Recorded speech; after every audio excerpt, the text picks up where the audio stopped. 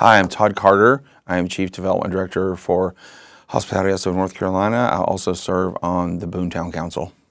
My name is Tori. I'm the Emergency Shelter Coordinator for Hospitality House. So I'm in charge of entering people into the shelter and maintaining our wait list.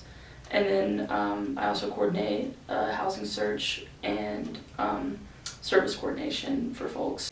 Homelessness looks different than it did when I started in 2011. I used to know every single person staying in our Brook Hollow complex that had a significant mental health diagnosis. I knew their first and last name. I knew their diagnosis. Could fit on two hands. Now, it's upwards of 70% of everyone that we see has a significant or serious mental health diagnosis. This summer, we had between 90 and 110 people in our Brook Hollow complex among our emergency housing programs, domestic violence housing program, and our night by night shelter program. Those numbers are typically in the 60s and 70s in the summer. So this winter was record numbers of people. At one point, because of the weather, we had people sleeping in chairs in the lobby just so they wouldn't freeze to death at night. What I like about working here is the connections that we get to make with people.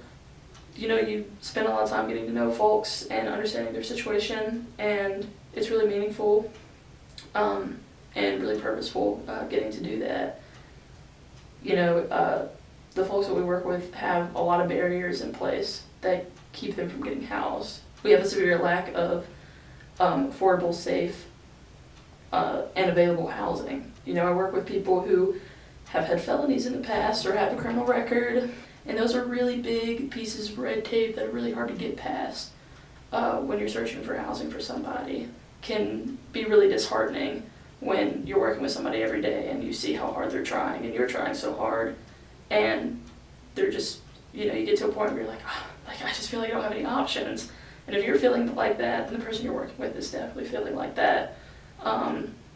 So just kind of, you know, being able to motivate yourself and motivate the people that you're working with to say, like, this is possible, this can happen, people have moved into housing before, you've been housed before, like, we are working towards a stable option that is going to happen. We're just gonna have to work really hard to get there. One man said, "I don't deserve this at all. I've been a bad person." Like, he described himself as a deranged animal when he was younger. You know, wherever that came from, I don't know, his past trauma. He wept. 53 years old, first time he'd ever had his own place. And he said, "I didn't think I deserved this."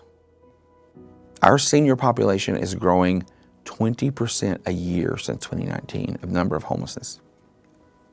From when I started in 2011 to now, back a few months ago when we were short-staffed in the fall and early winter, I was coming in on Saturdays and doing lunch, and I just did not really realize. I knew the numbers, I did not realize until everyone sat down of like, wow, there's 25 to 30% of the people here should be in a senior living place. Now, combined with the medical needs of our older population. I remember we went years and had one person in a wheelchair. We've got multiple people with multiple amputations, multiple wheelchairs, walkers, oxygen 24 hours a day. You walk into our lobby at our Brook Hollow complex and it's like you have walked into an emergency room or an assisted living facility. That's why I'm advocating for a 55-unit senior living facility that's going to be built over on Chestnut Drive. Since 2020, from 2020 till the end of 2023, we have moved 550 people out of homelessness. And for me personally, sometimes people say, "You've been doing this almost 14 years, how do you keep going?" That Wilkes Housing and Outreach Center that we've housed 26 people since December out of there. It's only March 28th or whatever. The 19 acres we got donated, the $2.5 million from Jeff Bezos. Those are the things that, like, I see solutions. And our motto is ending homelessness one person and one family at a time in North Carolina's high country. And that's what keeps me focused.